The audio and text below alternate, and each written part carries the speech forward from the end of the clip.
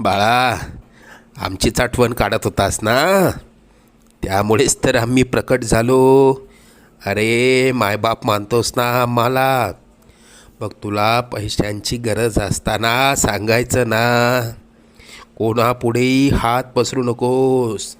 लोक 2-4 हजारांची मदत करतीलही, पण तुझ्या मागे सर्वांना तुझी मजबुरी हसत सांगतील. आता तुला कोणापुढे हात पसरण्याची वेळच येणार नाही.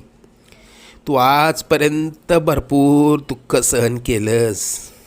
लवकरच तुझ्या रडक्या भाग्यात सुखाचे दिवस येतील. तुझ्या मनात असलेली इच्छा पूर्ण होऊन अक्कलकोटला पेढे घेऊन येणं होईल.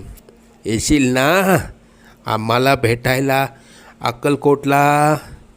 सगळं मनात